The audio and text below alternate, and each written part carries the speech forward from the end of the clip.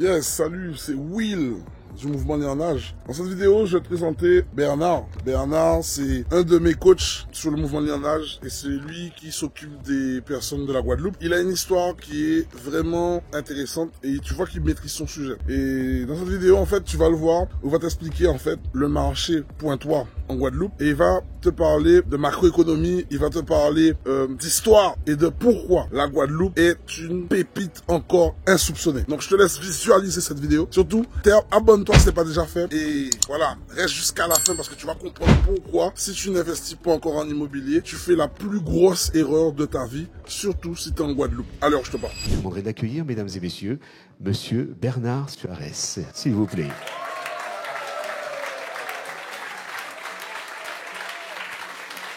Bernard, it's your turn, my brother. Les applaudissements jusqu'au bout. J'ai fait une présentation succincte. Viens, on va te donner le... Non, viens avec le micro, t'inquiète. Viens avec le micro. Tu peux passer par là, vous pouvez passer par là, parce qu'on a mis une petite organisation, mais finalement devant, c'est très bien. Voilà. Tu fais voir. Très bien. Non, ça va. Voilà, c'est bon. Voilà. Bonsoir, bonjour, Bernard. Ben bonjour Jean-Charles. Voilà. Bonjour mon cher cousin, parce que j'ai entendu que tu es couché. Oui. Forcément, t'es Et voilà, cousin tu vois. Petit-fils d'Antoine Couchy, c'est bien. Mais je te laisse la parole et puis avec le public, on se retrouve juste après. Vous voyez quoi, histoire de famille, hein, on se connaissait même pas il y a quelques instants. Est-ce que vous allez bien? Alors je tiens à vous dire, c'est une première pour moi. Encore une fois, ce monsieur-là que vous venez de voir, qui est au fond là, qui se cache, il me lance un défi. Je suis un homme de défi, j'ai relevé le défi. L'idée, c'est de vous parler de moi. De vous dire un petit peu mon parcours et de vous faire comprendre en quoi c'est possible de faire des choix dans la vie, de les assumer et d'atteindre les objectifs qu'on se fixe. Donc, je vais vous parler de moi. Alors, qui suis-je? En vous disant simplement, et si c'était possible? Et si c'était prévu aussi? Si c'était prévu, pourquoi? Alors, qui suis-je? Donc, Bernard Suarez. Je viens de la belle ville du Moule. Alors, les Mouliens disent toujours que c'est la capitale. Mais j'aime la Guadeloupe. J'aime mon pays. J'aime cette terre de Guadeloupe. Et c'est pour ça que j'ai décidé, quand j'ai commencé à travailler, ça fait depuis 1997. Je suis très jeune, hein, vous le voyez d'ailleurs, je suis très très jeune. Donc en fait l'idée c'est de vous dire que depuis que j'ai commencé à travailler, j'ai toujours voulu travailler pour qu'on puisse avoir les moyens de se satisfaire de ce qu'on souhaite faire et de réaliser ce qu'on projette. C'est pour ça que je vais vous dire que si c'était prévu.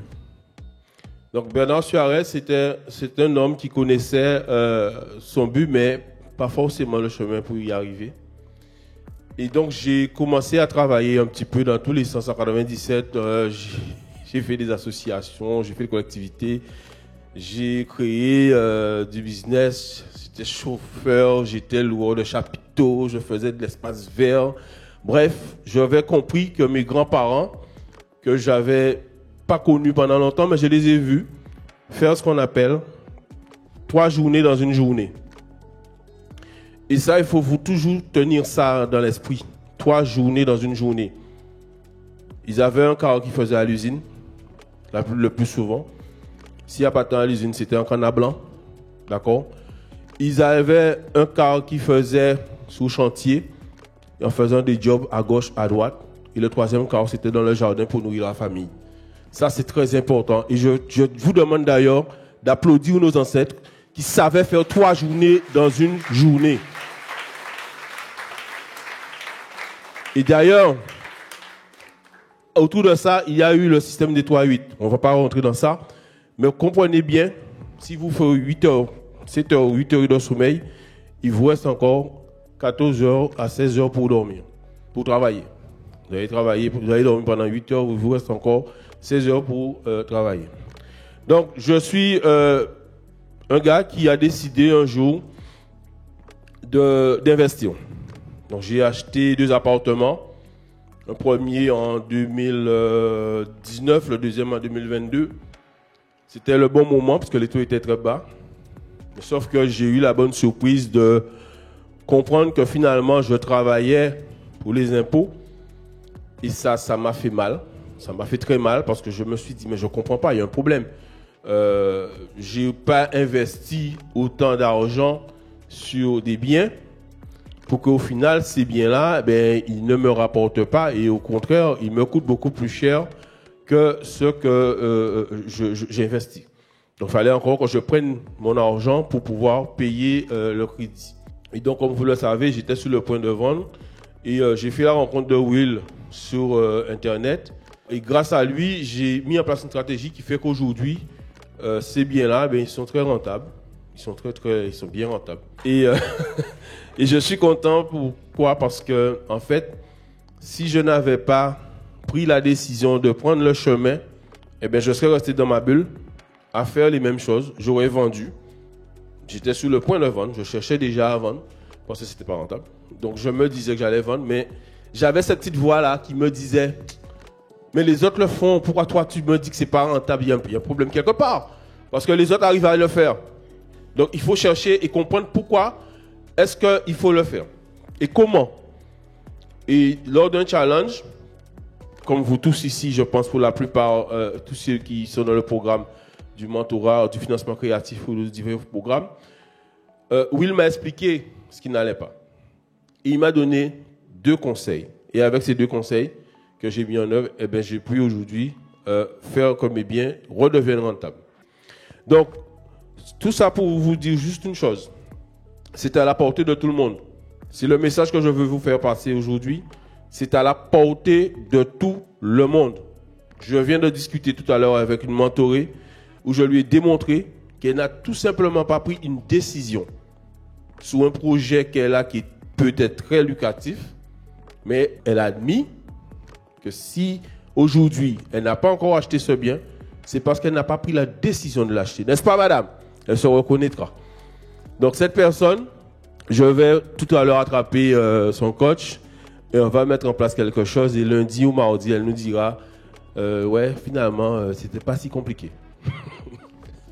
Donc voilà, c'est ça NR, c'est ça le travail que nous faisons. C'est au quotidien. Donc Will m'a permis, lorsqu'il a vu mon dynamisme, d'intégrer la team NR. Aujourd'hui, je coach pas mal de mentorés NR. J'accompagne des personnes à se réaliser, à réaliser leurs projets. Je leur permets de définir et d'analyser leurs projets, leurs process pour que demain, ils puissent avoir des projets qui sont rentables. Parce que ça ne s'agit pas d'acheter du bien, il s'agit d'investir.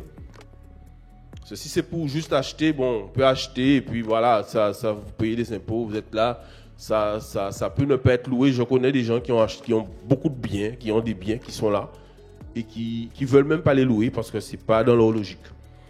Donc ça, c'est peut-être en tant qu'investisseur l'erreur à ne pas commettre.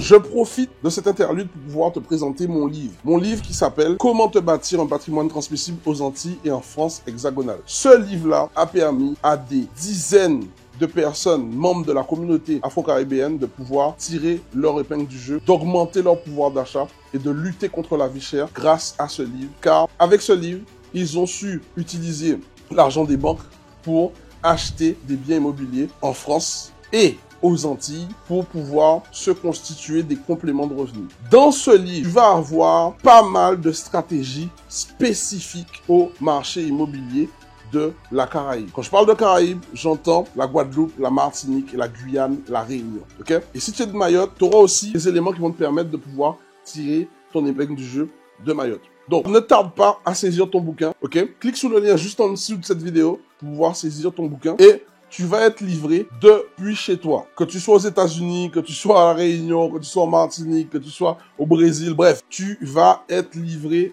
depuis chez toi. Donc, saisis le lien, book ton exemplaire et tu vas pouvoir profiter de cette pépite qui a déjà aidé pas mal de personnes. Tu auras plus de 230 pages de pur contenu. Allez, c'était ma petite interlude. Saisis ton exemplaire et je te dis à très vite. Ciao. Donc, je suis moulien, comme je vous ai dit. Donc, j'aime la Guadeloupe.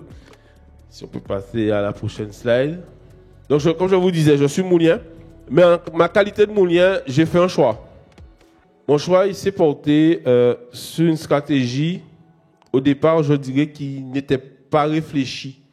Et c'est pour ça que j'ai nommé mon projet, ma présentation, si c'était prévu. J'ai acheté à Pointe-à-Pitre, par opportunisme. C'est tombé comme ça, j'ai acheté 2 fois à Pointe-à-Pitre. Et je me rends compte que les 2 appartements que j'ai à Pointe-à-Pitre, ils tournent bien. Je ne vais pas vous raconter l'histoire de Pointe-à-Pitre. Je ne suis pas là pour ça. Mais je vais juste vous dire que autant il y a beaucoup, je pense, de désinformation sur Pointe-à-Pitre, il y a aussi une réalité, c'est que Pointe-à-Pitre restera même une commune où il faut savoir où acheter, comment acheter et savoir comment exploiter. D'accord? Donc aujourd'hui, on a vu récemment, lors du dernier blackout, ce qui s'est passé. Ce sont des épiphénomènes pour moi. Ce sont des épiphénomènes. Aujourd'hui, le mal de cette ville, c'est qu'elle souffre, si on peut dire ainsi, de son attractivité, de la facilité d'accès de Pointe-à-Pitre. C'est ça qui peut être le mal de Pointe-à-Pitre. Aujourd'hui, on rentre à Pointe-à-Pitre comme on veut, on fait ce qu'on veut. Alors, Pointe-à-Pitre, c'est quoi? C'est, pour moi, la commune de Guadeloupe où culturellement, le patrimoine immobilier est à préserver. Donc, c'est pour ça qu'il faut qu'on l'achète. Il faut l'acheter. Et ne vous arrêtez pas aux incendies que vous allez voir ou tout ce qui se passe parce que derrière, en général, lorsque la prime d'assurance est tombée, le bien il est revendu. Comme par hasard, c'est les mêmes qui achètent. Donc, si Jean-Charles Dumoul pourra te parler de ça, on a vécu ça un certain temps à Moule. On avait des séries d'incendies et derrière, on avait toujours les mêmes qui rachetaient. Donc, ça veut dire quoi? Ça veut dire que derrière, on pense que c'est une win. On pense que c'est un truc qui n'est pas bon. On pense qu'il ne faut pas y aller. On pense que c'est dangereux. On se met des barrières dans nos têtes. Mais au final, nous sommes des investisseurs. Si tu es investisseur, il y a des questions qu'il faut que tu arrêtes de te poser. Il faut que tu regardes, est-ce que oui ou non, c'est exploitable? Il faut que tu regardes oui ou non, est-ce que c'est rentable? Et si oui ou non, même si c'est exploitable et que c'est rentable, est-ce que toi, tu pourras l'exploiter? Parce que moi, si je peux exploiter un bien à Mortenol, il n'est pas donné à tout le monde d'exploiter un bien à Mortenol. Il faut savoir où est-ce que vous allez. Lorsque vous aurez choisi une ville ou quelle que soit ou plusieurs villes où vous voulez faire votre investissement, ce sont des choses qu'il faut analyser. On ne choisit pas un endroit juste parce que c'est beau ou juste parce que c'est bien. Il faut que ce soit rentable. Il faut qu'on puisse vraiment l'exploiter. Et ça, c'est très important. Donc, ville d'histoire, parce qu'aujourd'hui, je pense que la volonté politique, pour avoir échangé avec certains d'entre eux, est de faire en sorte qu'elle garde ce cachet, la ville garde ce cachet-là. Mais c'est vrai que c'est une commune qui a beaucoup de difficultés, mais qu'elle a besoin, par contre, que les gens investissent et qu'on ramène de la population. Donc, Pointe-à-Pitre, pour vous donner en termes de population, c'est 15 000 personnes à peu près qui habitent à Pointe-à-Pitre. Mais il faut savoir que lorsqu'il y a des grands événements, la population, elle triple. C'est comme des gens qui me disent qu'il n'y a pas beaucoup de monde à Marie-Galante. Je vous invite à aller à Marie-Galante lorsqu'il y a le festival. Vous allez comprendre que, voilà, il y a des gens qui dorment sous les plages. Mais Pointe-à-Pitre, le carnaval, par exemple, pendant toute la saison carnavalesque, Pointe-à-Pitre, la population, elle double. On ne les voit pas parce qu'on n'est pas dedans. On voit que les jours gras. Mais c'est faux. Hier, je discutais avec un autre intervenant qui investit aussi à Pointe-à-Pitre et qui me disait, sur Pointe-à-Pitre, en Airbnb, il fonctionne bien. Donc, les gens pensent toujours que Airbnb, c'est plage, c'est piscine. Non. Il faut que ce soit un projet d'investissement. Il ne faut pas que ce soit un projet parce que c'est beau, parce que c'est bien. Ce n'est pas ça qui est important. Ce que nous, on va vous apprendre, c'est de faire des choix qui, derrière, vont être des choix qui sont efficaces et qui sont rentables pour vous. D'accord? Alors, Pointe-à-Pitre, c'est aussi, pour moi, une ville où, stratégiquement, intéressant d'investir parce que, tout simplement, l'un des points d'entrée en Guadeloupe, c'est Pointe-à-Pitre. Hein. C'est la gare de Bergevin. Je ne sais pas exactement combien de personnes qui rentrent et qui sortent à la gare de Bergevin, mais c'est l'une des plus grandes portes qu'on a sur la Caraïbe.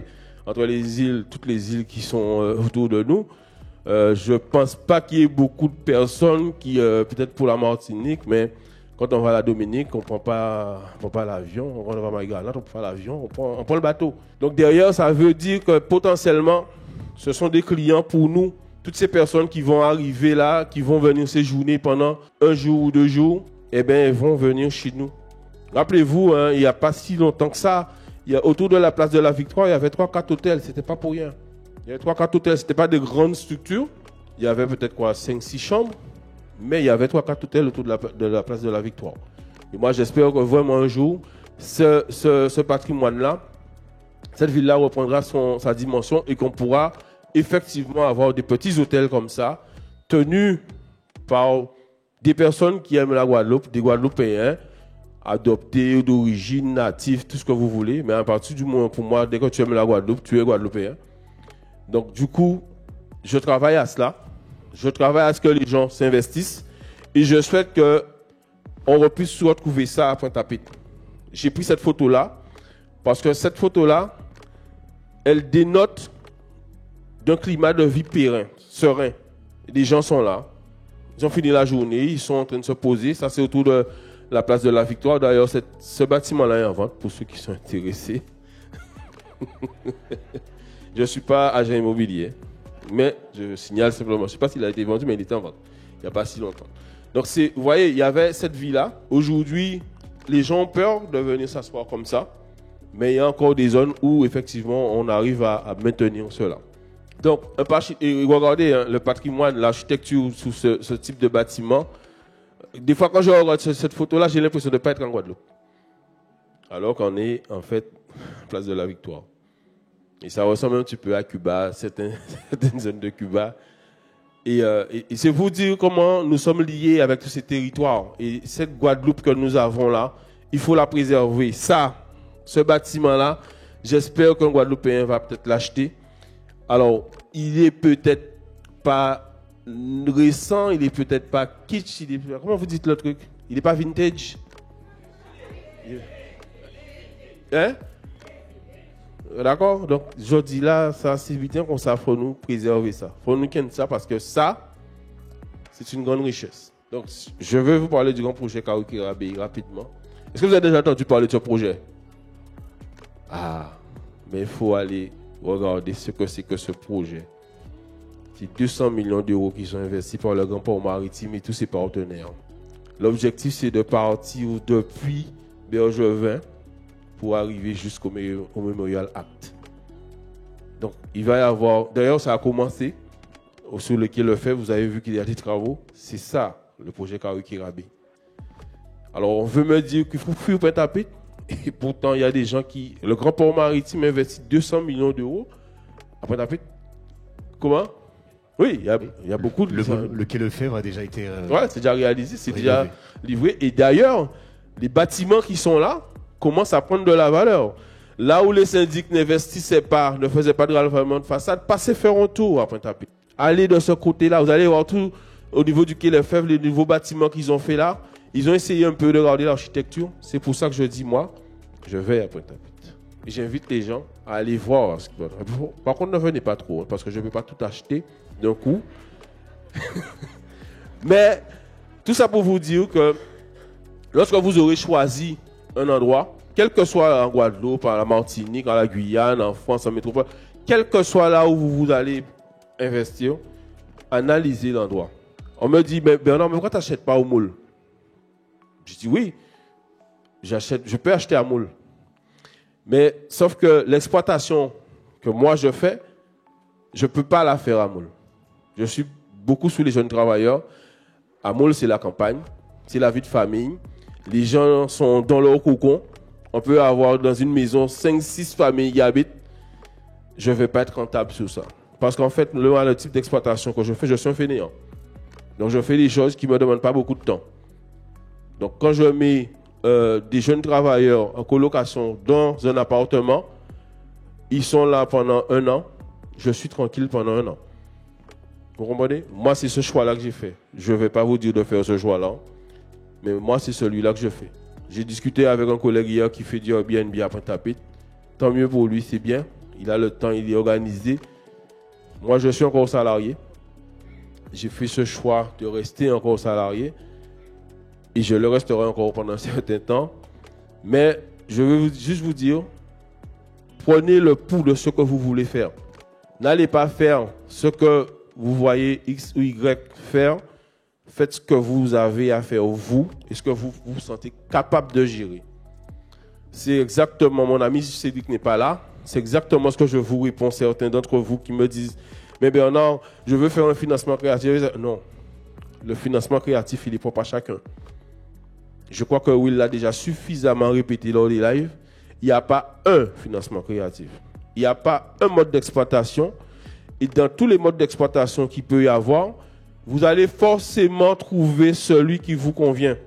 Donc, n'allez pas faire des choses pour que ça devienne barbant pour vous. Allez faire des choses qui vont vous permettre, tout simplement, de vous réaliser. Comme je vous disais, la promenade maritime du terminal de croisière, ça aussi, les gens qui vont acheter dans la zone là, juste en face du terminal de croisière, pour ceux qui le souhaitent, aller faire un tour, il y a un bâtiment un appartement qui est en vente. J'habite pas à Pointe-à-Pitre, je vous le dis, j'habite au Moule. Je dors tous les jours à Moule, mais je suis tous les jours à Pointe-à-Pitre. Je commence à travailler à 6 h du matin et je prends plaisir tout simplement à être à Pointe-à-Pitre très tôt le matin et très tard le soir. Je ne sais pas ce que cette ville-là a, mais j'adore être à Pointe-à-Pitre entre 17h30 et 18h30. Il y a un climat particulier dans cette commune. Je ne sais pas s'il y a des points 3 dans la salle, s'ils le savent, mais il y a un véritable climat particulier, une ambiance particulière à la tombée de la nuit à Pointe-à-Pitre. Et j'adore ça. Et j'ai un de mes appartements où j'ai vraiment une très belle vue sur le boulevard Anne jusqu'à Bergevin. Et c'est agréable d'être là. Franchement, c'est agréable d'être là. Mais je ne peux plus y aller parce qu'il est tout le temps loué, ce truc. Donc, la rénovation urbaine, là aussi, j'ai des gens qui me posaient la question ce matin, je crois, sur les tours fédéraux. Ça fait partie de la rénovation urbaine. Les syndicats ont été accompagnés sur ce projet-là. Il faut savoir aussi, puisque je fais une petite allusion à cela, lorsque vous allez investir sur un bien, quel que soit le bien sur lequel vous allez investir, pensez à être actif dans le syndic. Surtout dans ces territoires-là, parce que les gens ont pris l'habitude de ne pas payer leurs charges, de ne pas faire les travaux pour maintenir les bâtiments en état. Et c'est pour ça qu'on se retrouve aujourd'hui avec beaucoup de ruines à Pointe-à-Pitre. Dixit, le centre Udinity là, qui est un beau bâtiment, qui est vraiment un très beau bâtiment, mais qui malheureusement n'est pas entretenu parce que les copropriétaires ne payent pas les charges. Et en général, les plus gros copropriétaires qui ne payent pas les charges, c'est souvent les présidents de syndic. Ils se mettent président du syndic et c'est eux qui ne payent pas les charges. Donc derrière, quand les autres voient ça, ils ne payent pas leurs charges. Donc il peut pas, lui, qui n'est pas à jour, mettre la pression sur les gens. Moi, je suis dans tous les syndics que je suis, où je suis propriétaire. Et aujourd'hui, je n'ai aucun problème à dire aux gens, notamment aux syndics qui gèrent pour nous, mais d'aller jusqu'à la saisie immobilière lorsque les gens ne payent pas. Pourquoi je fais ça? J'ai investi de l'argent pour assurer que derrière, ma famille puisse avoir du patrimoine. Et que je puisse, moi, pendant mon vivant, en jouir et en bénéficier de tous les intérêts. Demain, je ne veux pas que ma famille se retrouve avec des problèmes. Donc, si je laisse faire, je suis aussi complice de celui qui ne paye pas.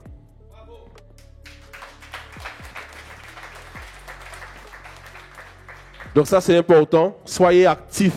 Quand vous achetez une copropriété, soyez actifs de votre copropriété. Ne laissez pas les gens prendre des décisions pour vous.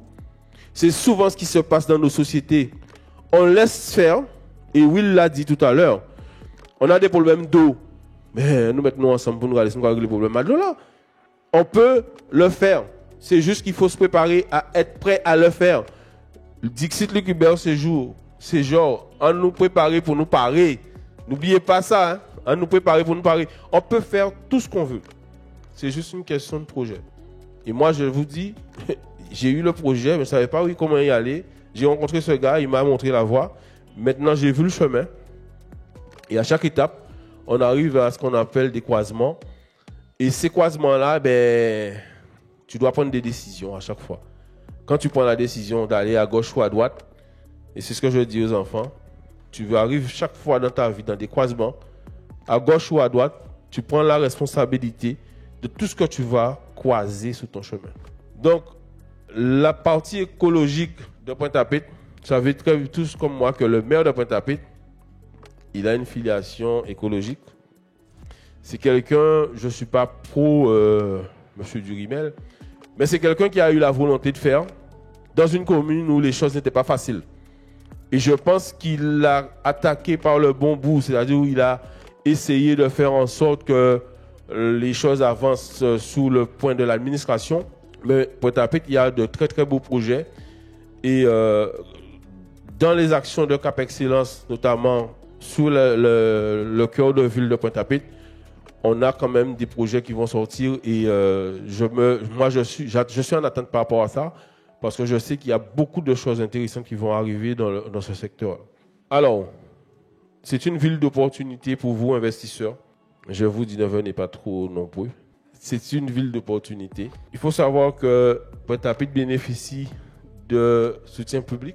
Donc, on l'a dit tout à l'heure avec des grands projets de rénovation.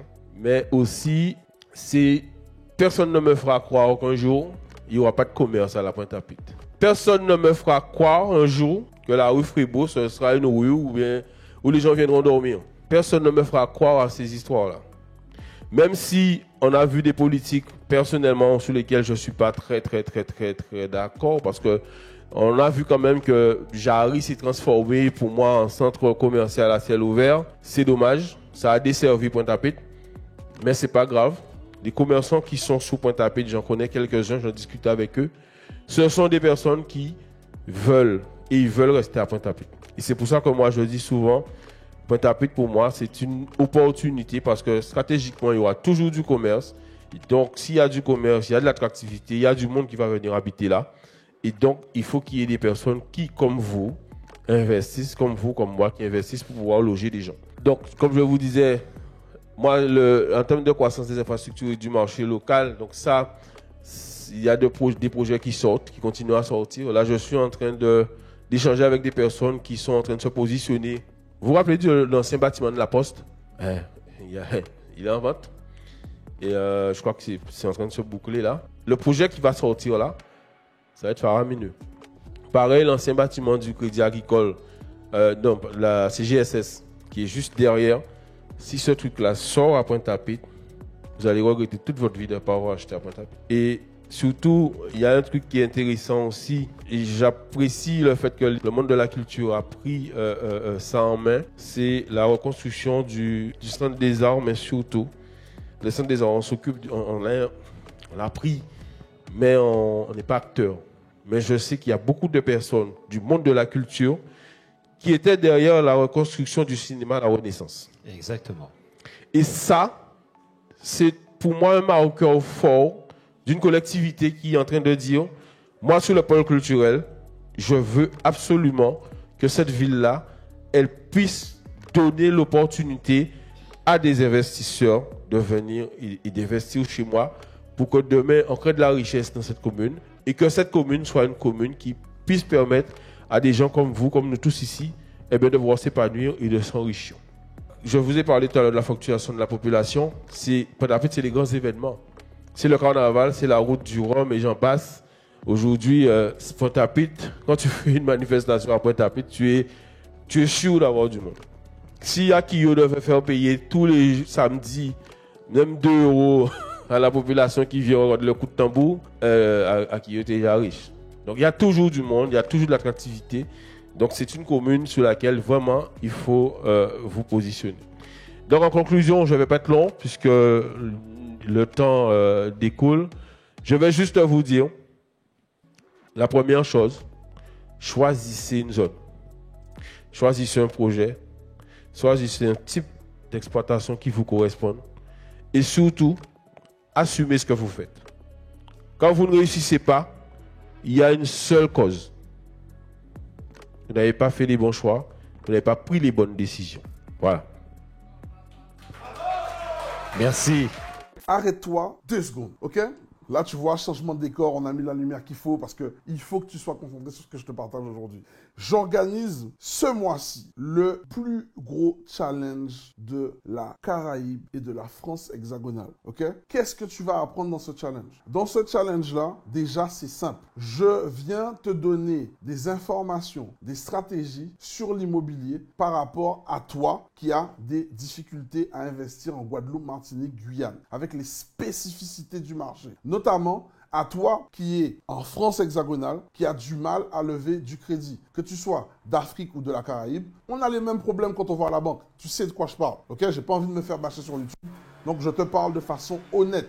Maintenant, ce que tu vas apprendre dans ce challenge, ce sont des stratégies, des techniques qui vont te permettre d'être certain que tu vas atteindre tes objectifs en immobilier. Ça fait peut-être plus de 1 an, 2 ans, 3 ans, 4 ans, 5 ans, 6 ans, voire 10 ans que tu souhaites investir dans l'immobilier et qu'en fait, à chaque fois, tu repousses ce moment tant attendu parce que tu te dis, oh, c'est peut-être pas fait pour moi. La réalité, c'est que c'est fait pour toi, mais comme tu ne sais pas comment y procéder, à chaque fois, dès qu'il y a une première difficulté, tu abandonnes. Le challenge, c'est l'occasion de pouvoir rencontrer des personnes comme toi, ok, qui ont eu des résultats et qui continuent à avoir des résultats où tu vas pouvoir t'inspirer de leur réussite et de leur stratégie que tu vas pouvoir mettre en pratique pour toi afin que ça fonctionne pour toi également, ok? Donc, inscris-toi juste en dessous de cette vidéo. Tu verras, c'est le challenge immobilier. Simple, efficace, pas besoin de faire trop de blabla. Tu t'inscris, les places sont limitées. Ça a lieu une seule fois et c'est ce mois-ci. Donc, saisis ta place et je te recommande de prendre la place en VIP. Quand tu es en VIP, tu vas parvenir et tu vas venir à la session du dimanche. C'est ce qu'on appelle le VIPDI, où je vais pouvoir répondre à chacune de tes questions et te donner le plan d'action qui est spécifique à toi. Parce qu'on n'a pas la même vie, on n'a pas la même enfance, on n'a pas les mêmes objectifs de vie. Je vais te donner le plan d'action qui correspond à